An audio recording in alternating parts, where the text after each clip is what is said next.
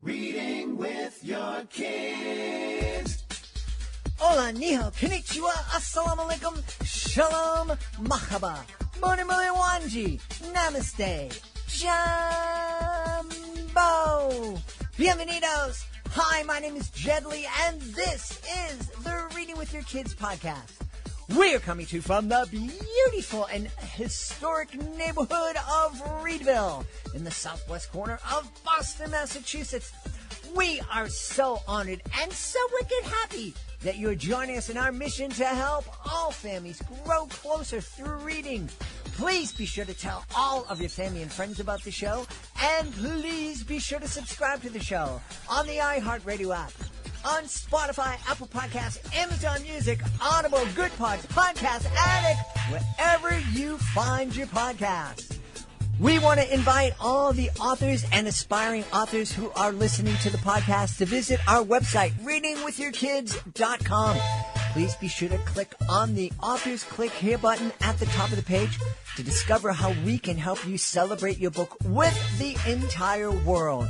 Now, you know, if you are an author, especially an independent or self-published author, you probably had no idea that when you were writing your book and getting it published, you had no idea that once that book was published, that you became the CEO of a small business, your book business. Yeah, it is. It's a business now.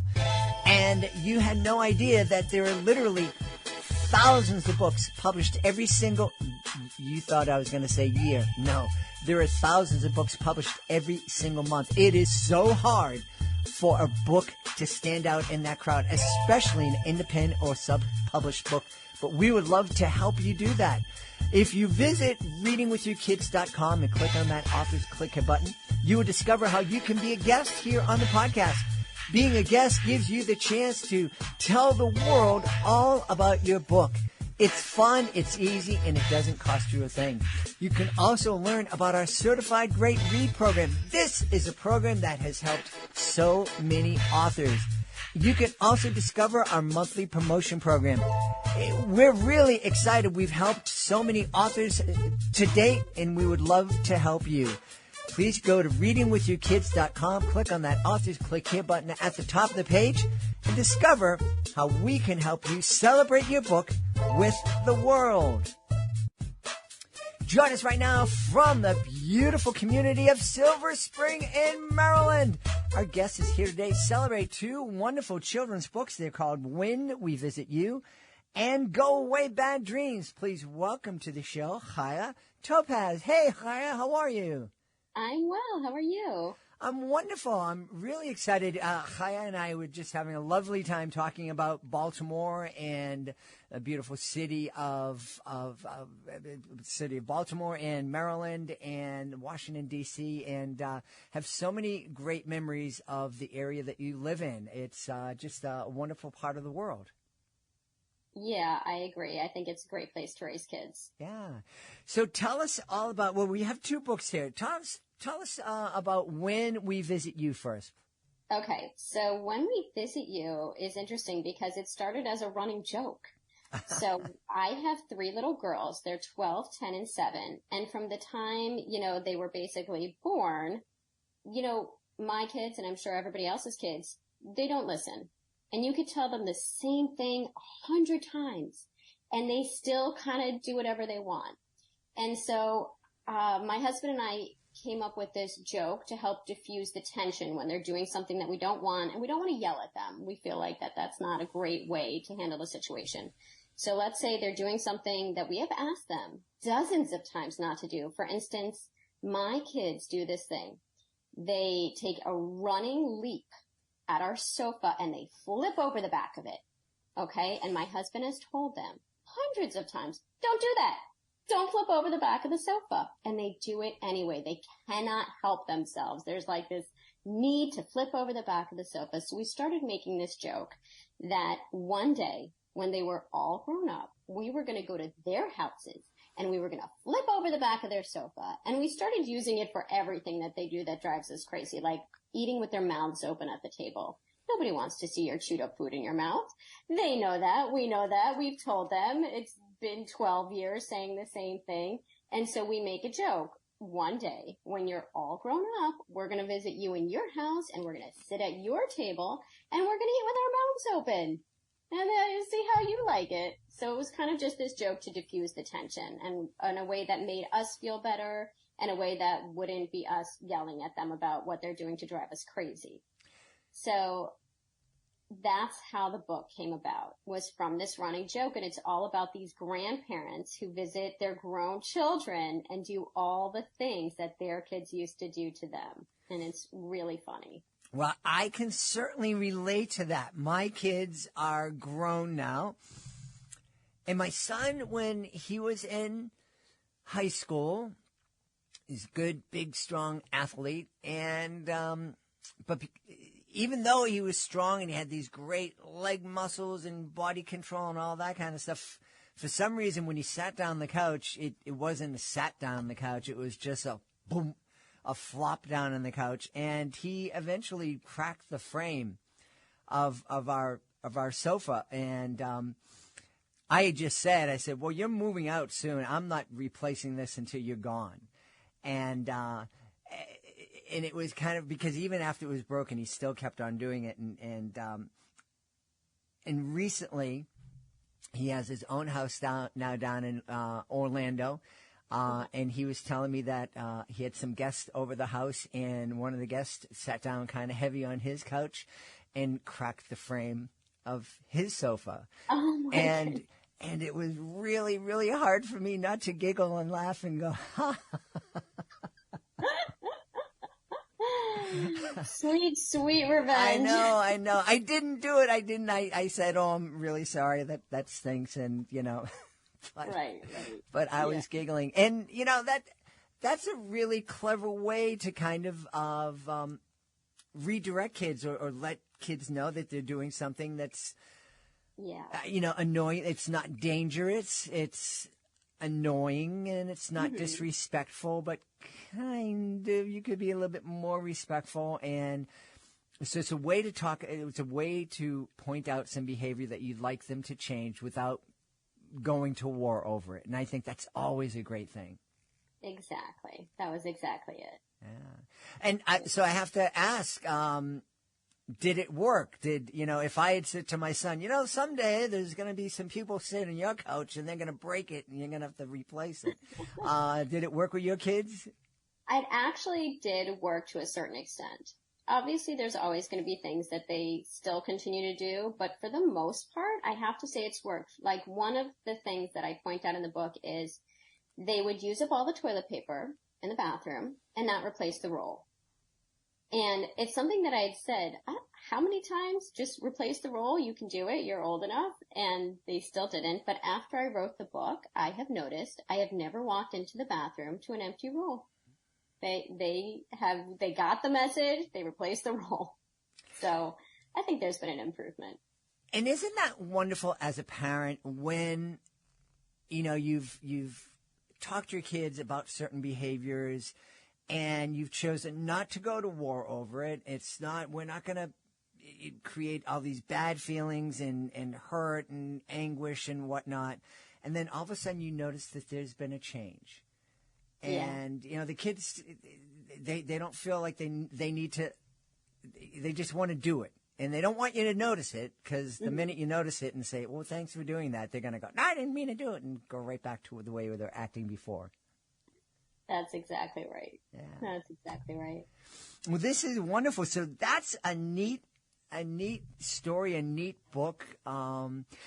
Would you encourage parents, as they're reading this with your kids, to kind of go off script and say, hey, when I get old and I visit you, I might want to do this stuff with the bathroom and that with the bedroom? And Absolutely.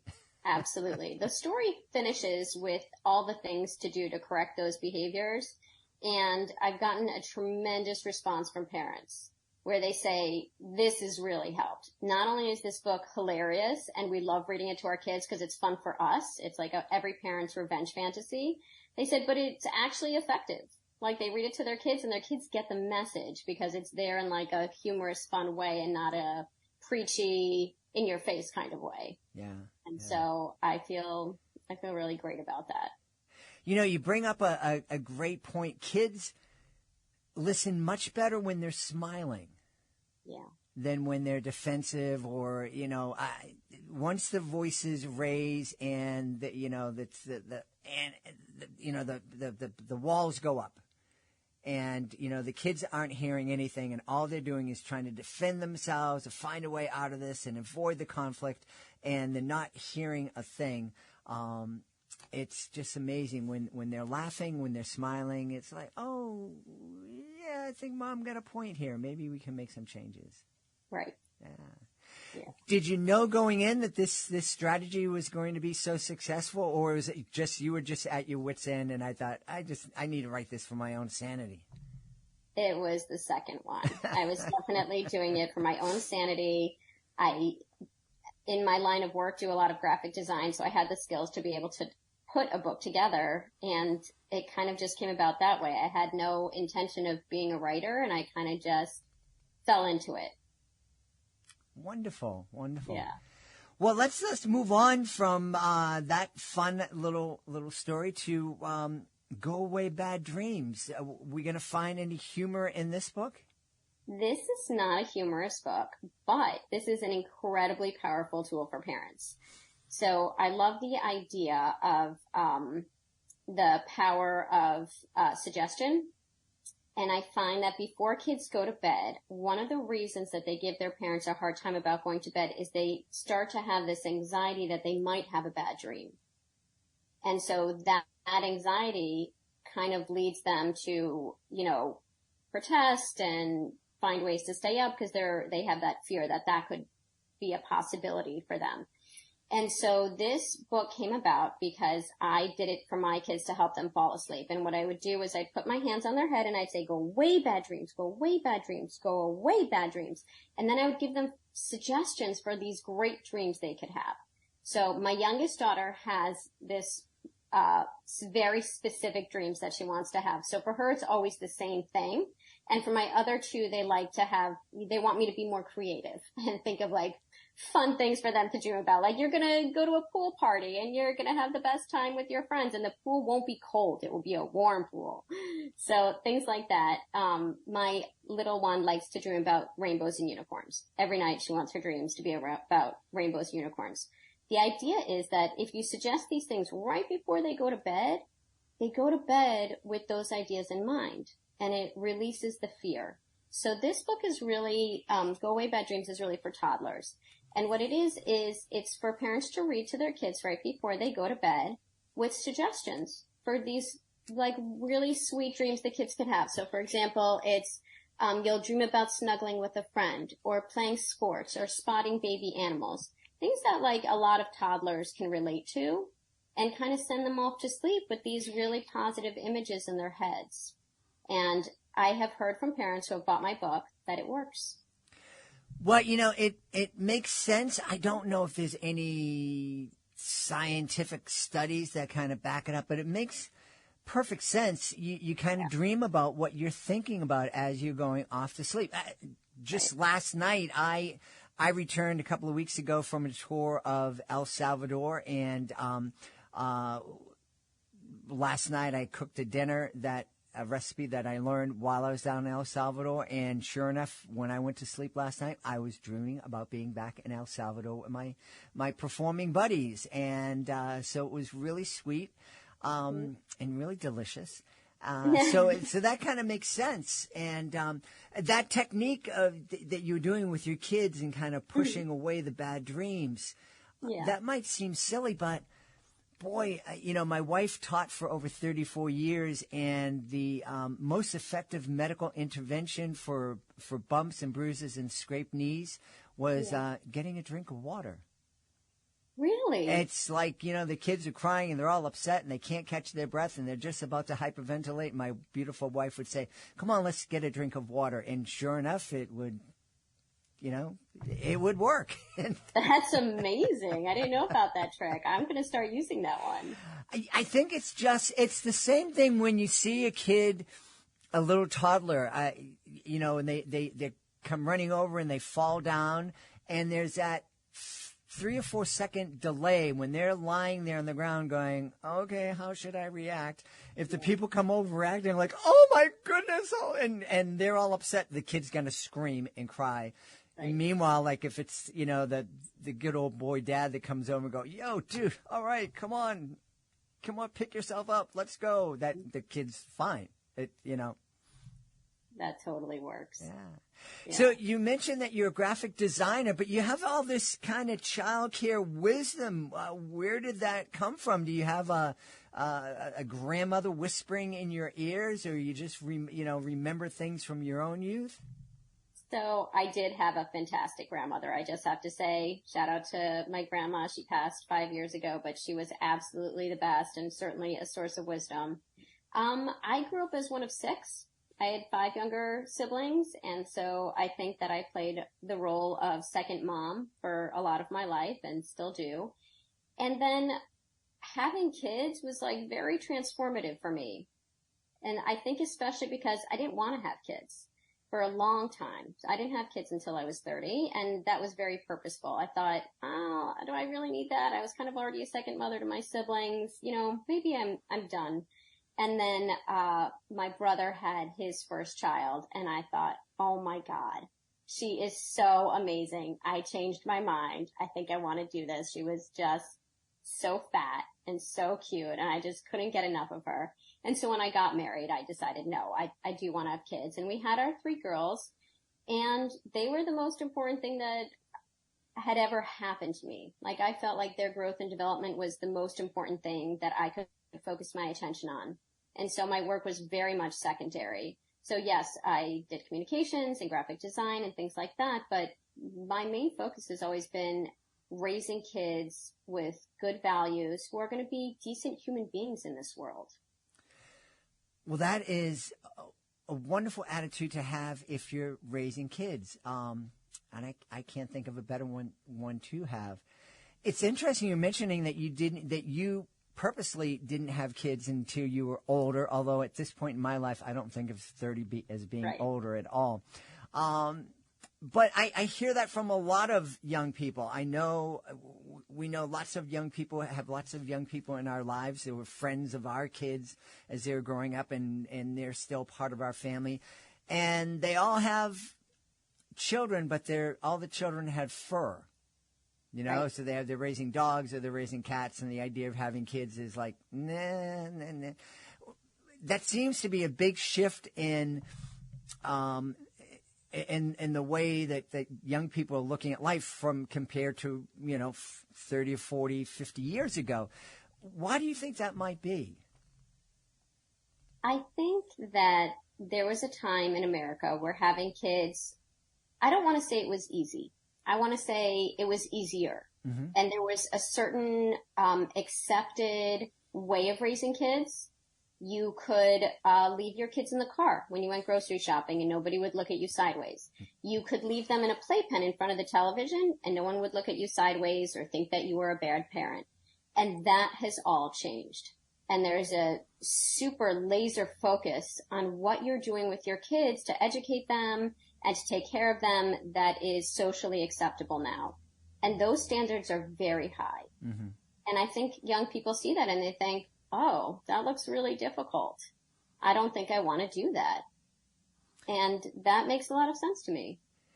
That's really fascinating. And you're right. I laughed.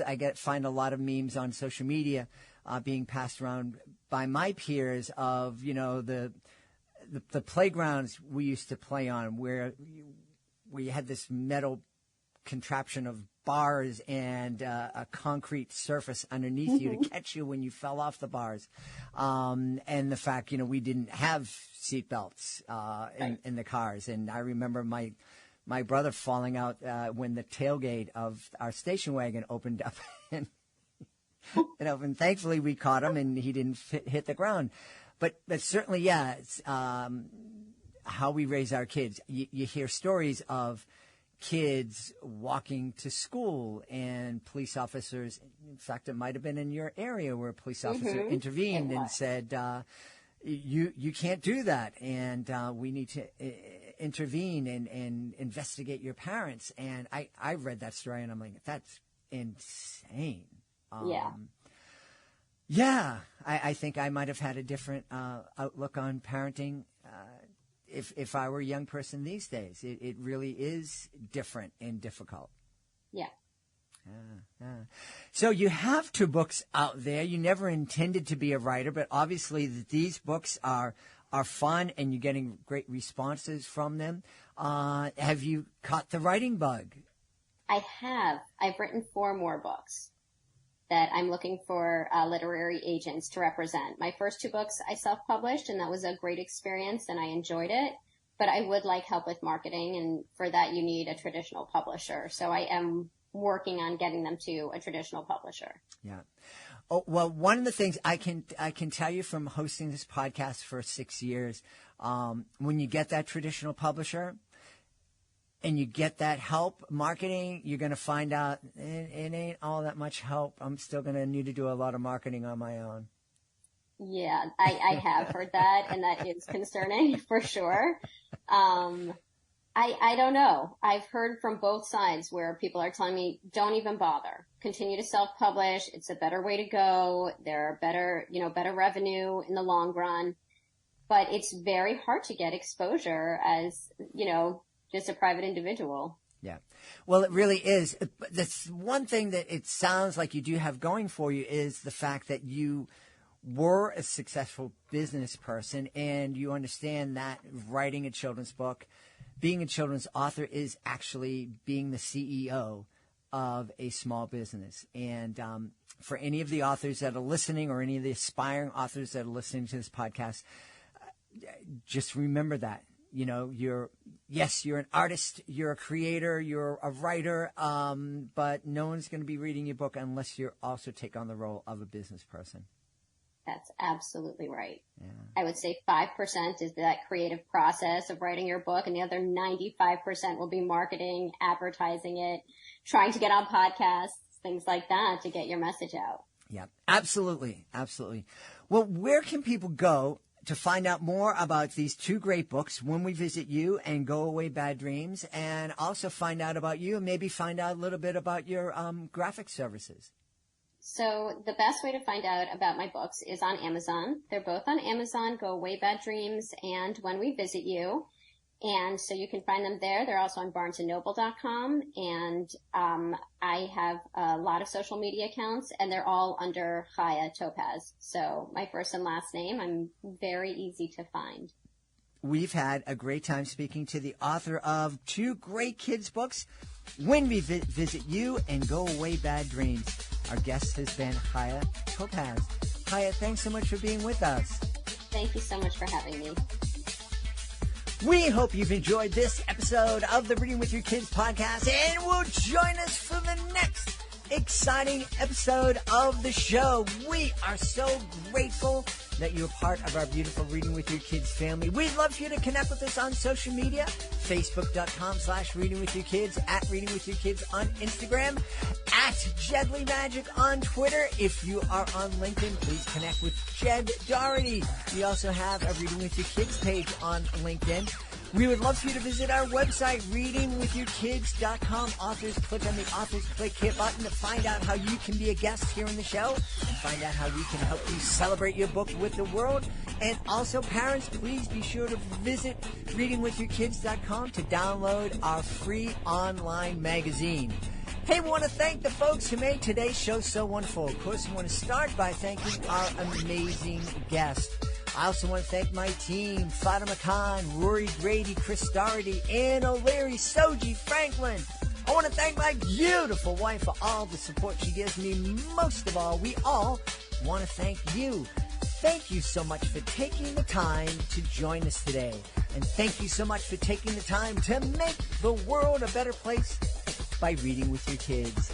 I'll be looking for you in the next edition of the Reading with Your Kids podcast.